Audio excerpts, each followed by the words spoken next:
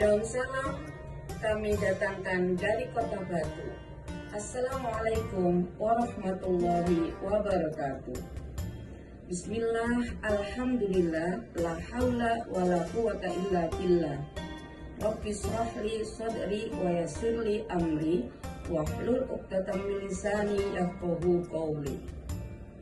Puji syukur alhamdulillah kami panjatkan kehadirat Allah Subhanahu wa taala, karena ridhonya kami dapat dipertemukan kembali dengan bulan Ramadan kali ini dengan keadaan sehat walafiat.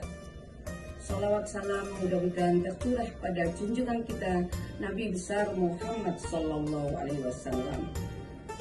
Sahabat yang dirahmati Allah, berbicara tentang bulan Ramadan akan terbayang dalam benak kita betapa luar biasanya karunia Allah yang akan turun kepada kita.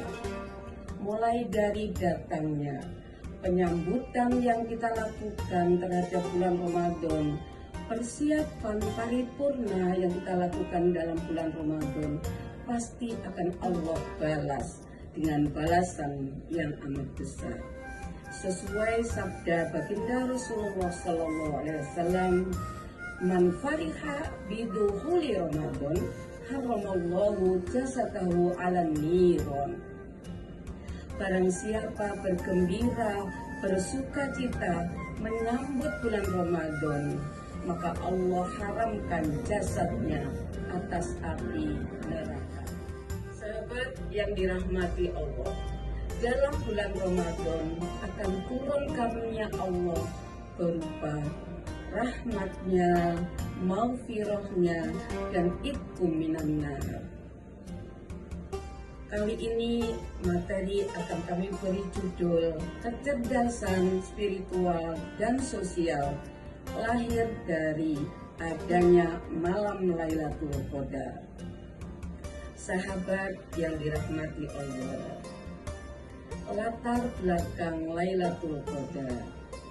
Lailatul Qadar memiliki latar belakang menurut Urwah meriwayatkan bahwa Nabi Muhammad SAW pernah menyebutkan 4 nama Bani Israel: Yusak, Zakaria, Ayub, dan Hizkil. 4 orang ini ahli ibadah. Mereka melakukan ibadah sepanjang usianya. Selama 80 tahun mereka beribadah tanpa sedikit pun melakukan maksiat kepada Allah. Mendengar apa yang diceritakan oleh Nabi kita Muhammad SAW, para sahabat pun heran mendengarnya. Saat itu pula datang malaikat Jibril membawa berita dari Allah Subhanahu wa taala akan turunnya malam Lailatul Qadar. Surat Al-Qadar ayat 1-3 menjelaskan, Bismillahirrahmanirrahim. Inna anzalnahu fi lailatul qadr. Wa ma adraka ma lailatul qadr. Lailatul qadri khairum min alfi syahr. Sesungguhnya kami turunkannya Al-Quran dalam malam kemuliaan. Tahukah kamu apakah malam kemuliaan itu? Malam yang lebih baik dari 1000 bulan. Lailatul Qadar lebih baik, lebih utama dari 1000 bulan.